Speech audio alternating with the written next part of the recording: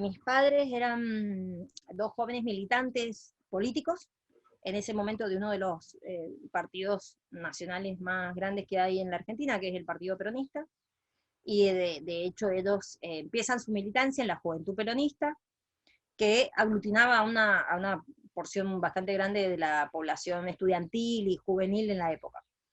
Bueno, ellos empiezan su militancia alrededor de la década del 70, tal vez un poquitito antes. Mi mamá era maestra y después había ingresado en la universidad, en la Facultad de Ciencias Políticas, y estaba estudiando la carrera de Ciencias Políticas.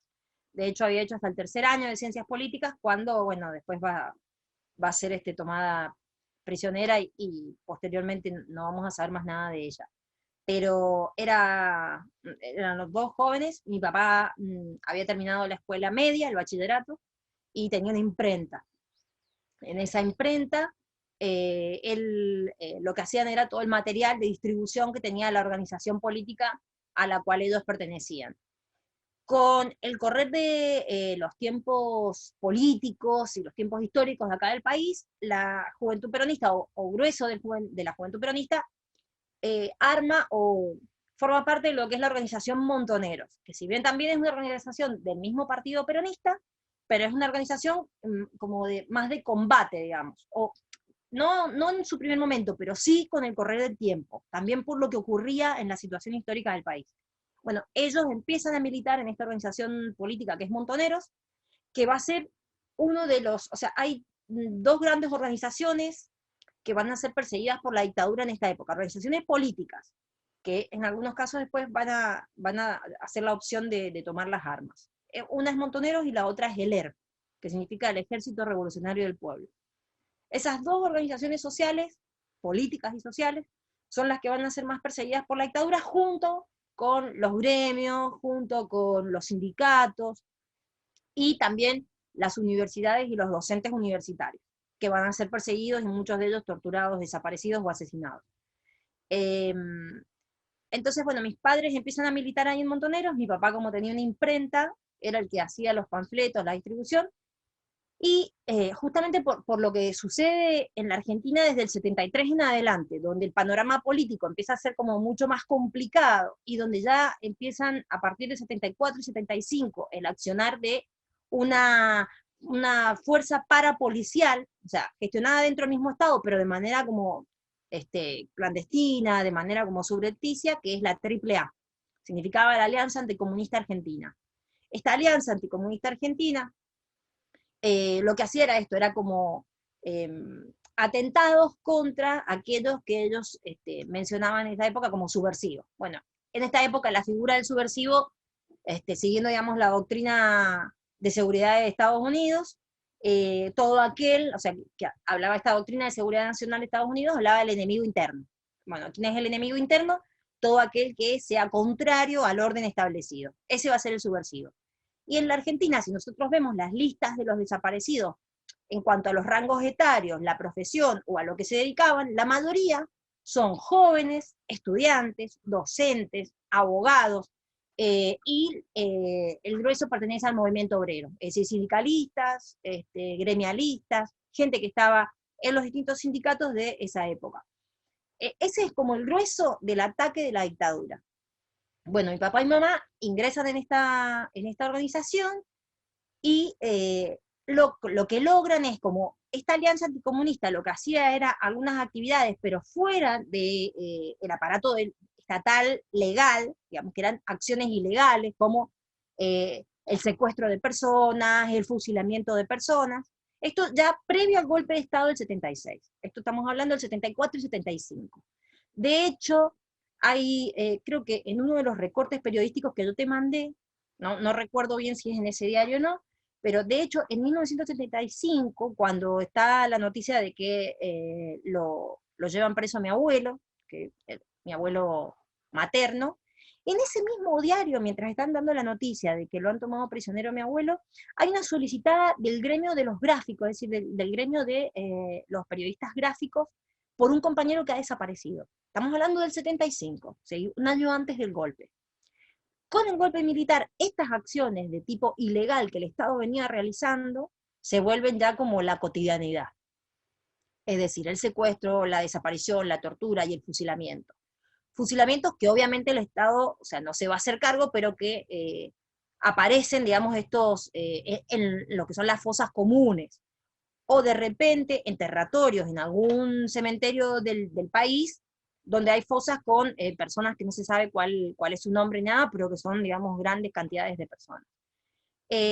Como mi papá tenía la imprenta, lo que habían logrado es que desde la cárcel de acá de Mendoza, que es la cárcel, la prisión de Boulogne-sur-Mer, pudieran, de manera también clandestina, sacar los panfletos del trato que estaban recibiendo los presos políticos, porque ya, por eso digo, previo al golpe de Estado ya hay presos políticos. Los que caen presos y están en el servicio penitenciario de Mendoza, es decir, previo al 75, están de alguna manera legalizados. ¿Qué quiere decir legalizados? Que se cumplía con todos los requisitos que lleva o conlleva la detención de una persona, es decir, la orden de un juez, el proceso legal iniciado, el tema de los abogados. Eso es hasta el 75. A partir del 76, ese proceso legal ya no está más, no corre más. De hecho, la mayoría de los abogados que desaparecen a partir del 76 son los abogados que empiezan a meter los recursos de habeas corpus. El recurso de habeas corpus, digamos, es un recurso que prevé la Constitución de la Nación Argentina en caso de que se presuma que la vida de una persona corre peligro. Bueno, todos los abogados que presentaban las causas de habeas corpus, que era obviamente por militantes políticos o por sindicalistas o por personas que no se sabía su paradero, son también los primeros desaparecidos, es decir, los primeros secuestrados que van a haber en el país. El grueso de los secuestros de la dictadura es del 76 al 78, o sea, como el número mayor, pero eso no quiere decir que eso hubiese terminado a partir del 78, de hecho continúa hasta el 83. Bueno, mi papá y mi mamá, por la militancia que tienen, estamos hablando de hechos que han sucedido hace 44 años atrás, así que si a hoy nos conocemos todos en el pueblo, nos conocemos todos en la ciudad, imagínate hace 44 años atrás. Te sabías hasta la radiografía de tu vecino, básicamente.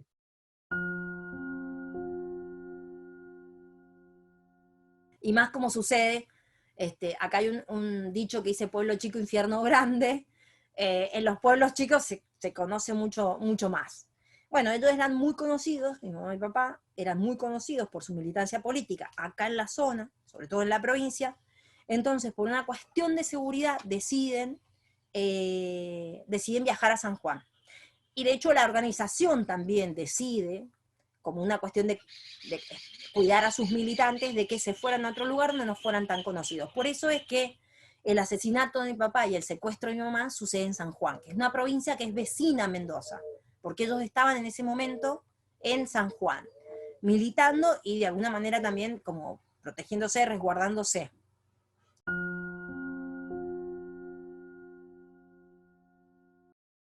Mi papá y mamá están en San Juan y hay una especie de redada del ejército y entonces hay como una especie de cita cantada. ¿Qué implicaba esto? Bueno, implicaba que había como una cita donde algunos militantes o algunas de estas personas que correspondían a las organizaciones iban a asistir, y en esa cita estaba como esperando el ejército o la armada o quien estuviera a cargo de ese operativo para apresar a las personas que llegaran a la cita. Bueno, en una de esas citas cantadas, esto lo sabemos por la reconstrucción, digamos, de los juicios de algunos compañeros o ex compañeros de mi papá y mi mamá. En una de esas citas cantadas, en un lugar que se llama Barriales, es donde lo asesinan a mi papá, donde lo fusilan. Lo fusilan a mi papá y otro compañero que iban a esa cita. Esto después, bueno, lo fusilan, hacen como una especie de... aparentan como si hubiera habido un enfrentamiento.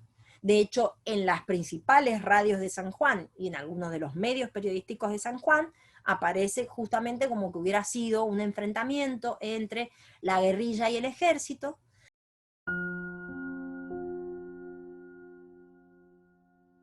Sin embargo, cuando mis abuelos van a buscar el cuerpo de mi papá, cuando van a reclamar el cuerpo de mi papá, mis dos abuelos varones, a la provincia de San Juan, en la morgue, en el certificado de defunción, dice que él había muerto de muerte súbita en la vía pública.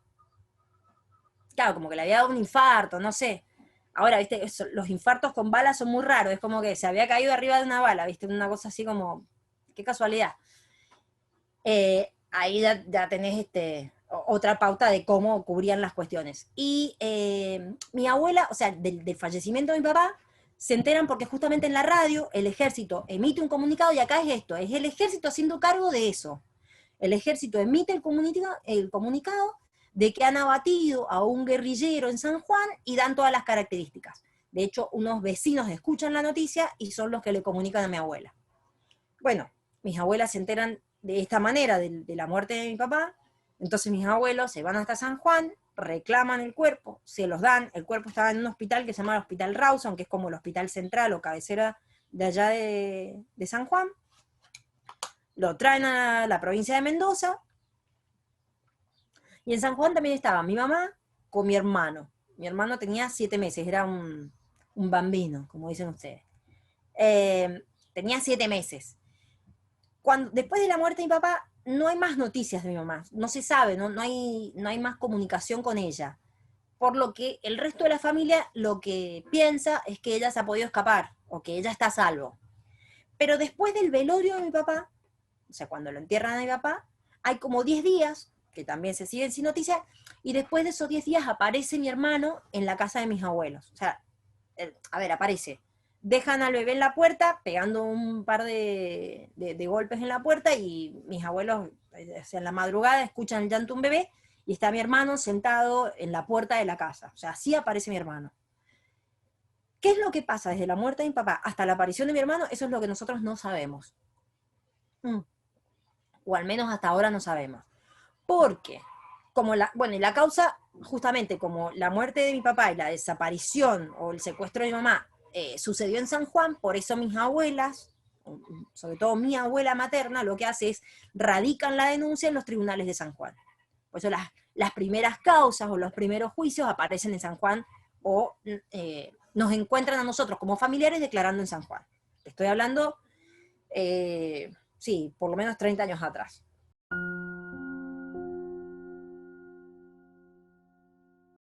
A través de los juicios que se empiezan a dar acá en la provincia de Mendoza, hay un testigo que dice haber estado en un centro clandestino acá en Mendoza con 2 mujeres muy jóvenes, que las 2 eran maestras de la zona este. A partir de ese juicio, de ese testimonio, los tribunales federales de Mendoza nos llaman a nosotros, a los familiares, y nos piden fotos para que este testigo reconociera si mi mamá era una de esas personas con las cuales él había estado privado de su libertad. Y él la reconoce a mi mamá y a otra chica que también es de acá de Mendoza, que es de la zona este, que se llama Viviana, no me acuerdo ahora el apellido de...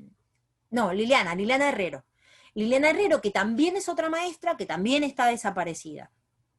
Entonces, ahí lo que hacemos nosotros, digamos, en este rompecabezas que uno va tratando de armar, porque obviamente hay como una especie de pacto de silencio de las Fuerzas Armadas de esa época, ellos no declaran nunca nada, no se arrepienten, pero tampoco declaran nada, ni qué es lo que hicieron, ni el destino final, ni nada por el estilo.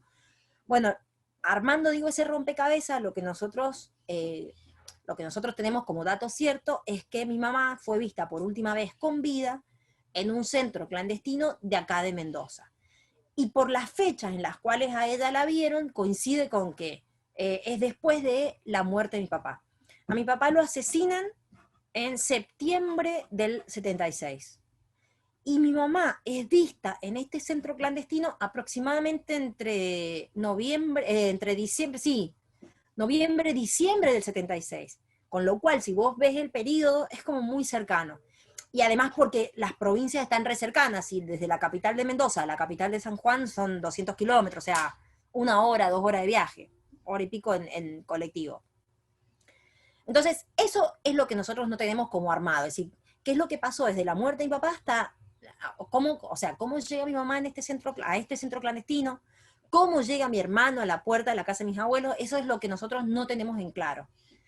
Lo que sí nos queda en claro es que o le quitaron a mi hermano, a mi mamá, y lo devolvieron, cosa que también es muy extraña, porque es sabido que en esa época era muy común el robo de bebés, el secuestro. De hecho, hay todavía 400 personas que se siguen buscando hasta el día de hoy, es decir, nietos que no sabemos dónde están, con quién están, cuál es su verdadera identidad. Estamos hablando de gente que debe tener aproximadamente entre 44 y 40 años, y tal vez un poco más, que tienen otra identidad.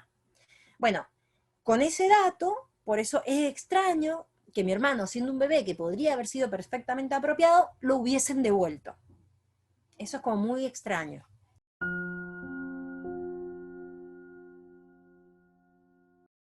Yo tenía 2 años y yo no estaba con ellos, o sea, eh, en este viaje que ellos hacen desde Mendoza hasta San Juan, se lo llevan a mi hermano por lo que era un bebé. Ya desde un poco antes del nacimiento de mi hermano, ellos habían tenido que estar como escondiéndose por una cuestión de seguridad. Y porque además, por eso digo, a partir de que se empieza a poner medio complicado, digamos, el panorama político, te diría que a partir del 75, ¿sí? A partir del 75 ya ellos tenían como una especie de pedido de captura. De hecho, se habían elaborado algunos identikits buscándolos a ellos como militantes, militantes subversivos, etcétera, etcétera. Yo tenía 2 años y estaba con mis abuelos acá en Mendoza, porque también por una cuestión de seguridad, estar con 2 niños en esa época no era muy fácil. Pero permanentemente, entre mis abuelos y mi papá, a pesar de esta clandestinidad, había momentos en los que se veían en una estación de colectivo o en un bar, o siempre con muchas medidas de seguridad, pero tenían contacto. Y sobre todo porque mi mamá justamente lo que les había dicho era esto, que ella quería que los vieran permanentemente porque viste que un bebé de un mes al otro cambia muchísimo. Entonces, porque si a ella le pasaba algo, quería que mis abuelos pudieran reconocerlo a mi hermano. De hecho, cuando mi hermano va a nacer, mi mamá estaba acá en Mendoza y era como, para ella era muy peligroso ya que entrar a un hospital acá en Mendoza. Entonces ella viaja a Buenos Aires, o sea, se va a Buenos Aires, mi hermano por eso nace en Buenos Aires, que Buenos Aires nos queda a 1000 kilómetros de acá de Mendoza, porque era como más seguro para ella que tener a mi hermano y que no se lo quitaran, o que no la secuestraran a ella en esa época. Después de que nace mi hermano, ella se vuelve con mi hermano y con mi papá a San Juan. Por eso ellos estaban ahí en San Juan y yo me quedo acá en Mendoza con mis abuelos. Pero yo tenía así 2 años.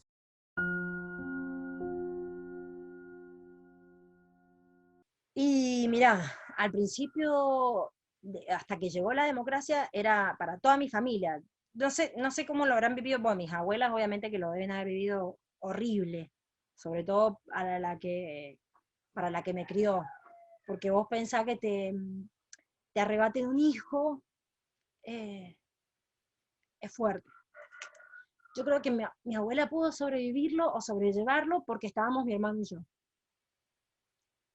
Que si no hubiera sido por eso, yo creo que se hubiera vuelto loca. Perdón. Y en esa época, por eso como te digo, como nos conocíamos todos y, a ver, pueblo chico, infierno grande, la sensación desde que yo fui chica hasta que, bueno, hasta que uno puede armarse, digamos, intelectualmente y tiene otras herramientas para discutir y como que te armás, eh, siempre cuando era chica sentía como que llegaba a un lugar y era, viste como se dicen los parias, un paria, ser un paria que nadie, como si hubiera sido una persona que tenía lepra, que nadie se quería acercar a vos. Bueno, más o menos así. Y durante muchos años, te diría que durante toda mi niñez y hasta parte de mi adolescencia, porque ahí ya empecé a tener otras herramientas, aparte, bueno, llegó la democracia, hubo más discusión y todo lo demás, pero te diría que durante toda mi niñez y durante toda mi adolescencia era como si a mis padres nadie los hubiera conocido, como si nunca hubieran sido compañeros de nadie, hijos de nadie, hermanos de nadie, que después, con el tiempo, y te diría que del 2000 en adelante, mirá, te estoy hablando de no hace muchos años atrás, cuando se empezó a hablar mucho más de esto, cuando empezaron los juicios, cuando se empezó como a hurgar en la memoria, ahí hay mucha gente que se volvió como a acercar a mi familia, o hay gente que dijo, yo había ido a la escuela, o sea, ahí es como que estos lazos sociales, históricos que se habían roto con la dictadura, como que volvieron a armarse.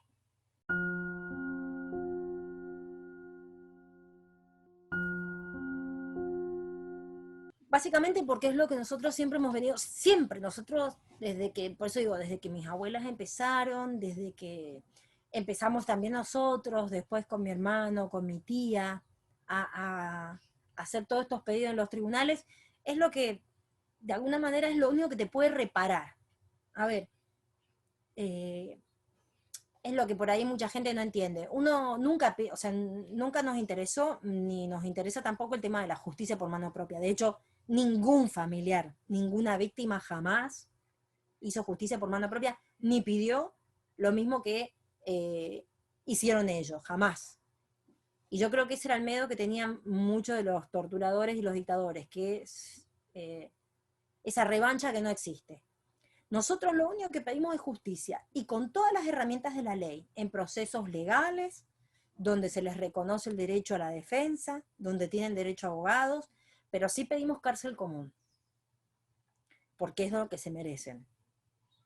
Ellos la juegan, y de hecho esos son lo que por ahí aparecen muchos medios acá en la Argentina, como que ahora son pobres viejitos, déjenlos tranquilos, pero esos pobres viejitos desaparecieron y mataron a más de 30.000 personas, es decir, no son pobres viejitos. Porque además muchas veces no es lo mismo que se pide para un delincuente común. Y en este caso ni siquiera son delincuentes comunes, son asesinos seriales. Porque mataron, desaparecieron, robaron, torturaron, violaron. Y no contento con eso, robaron los hijos de aquellos a los que asesinaban, como una especie de botín de guerra.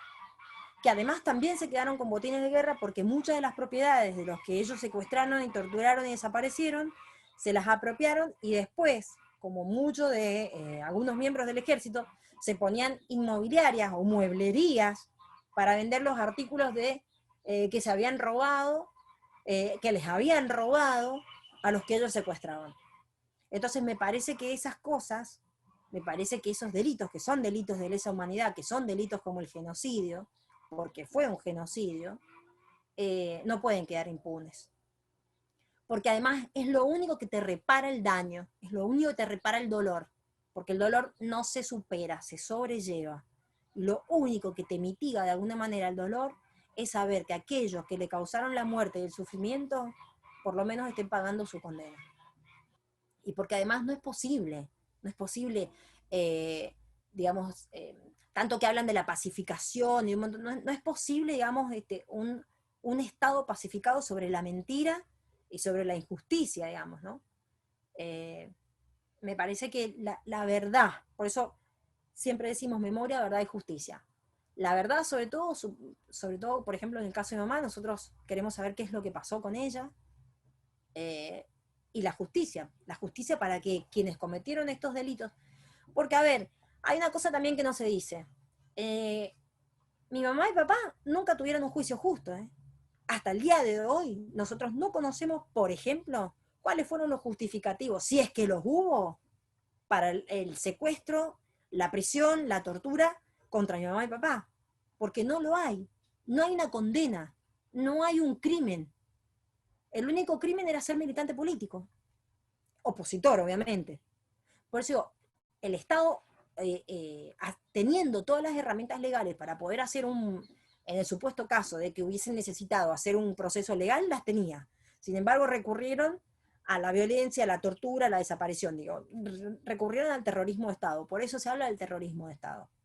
Porque pudiendo haber ejercido acciones legales, lo que hicieron fue acciones de manera ilegal. Sin embargo, nosotros, las víctimas, lo que pedimos es, dentro del marco de la legalidad, justicia. Ni más ni menos.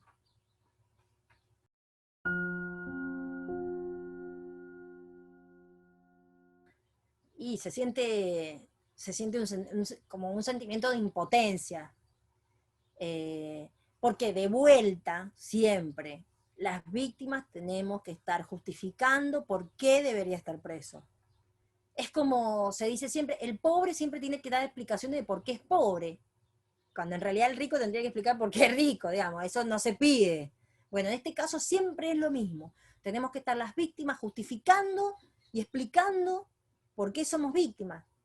Eh, y duele que un tipo como Malato, por ejemplo, esté libre y esté gozando de una vida que yo creo que el común de los ciudadanos italianos no goza de esa vida, porque yo creo que el común del italiano no vive en Porto Rosa, que es muy específico, muy exclusivo. Entonces vos decís, bueno, un tipo, una persona que ha cometido los crímenes, es como si Hitler estuviera en las Bahamas, una cosa así, más o menos. Es decir, bueno, es esto, es como si los causantes del holocausto estuvieran libres y disfrutando de una vida de placeres, porque en realidad es una vida de placeres. Duele, duele y te causa impotencia. Pero por eso también fue, y un poco la idea de ir y recorrer y hacer todas estas declaraciones también en Italia, para que los vecinos también sepan a quién tienen de vecino, para que los italianos sepan a quién le han dado la ciudadanía, y de alguna manera, si lo están protegiendo, a quién están protegiendo.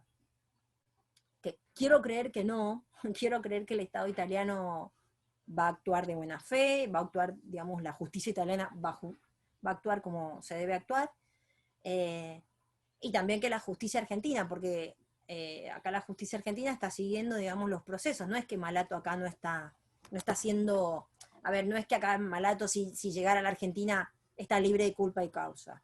Malato tiene juicios, Malato tiene pedido de captura, de hecho, nada más que justamente se amparó, digamos, en su ciudadanía italiana para no ser extraditado, porque Malato pone un pie en la Argentina y automáticamente está preso.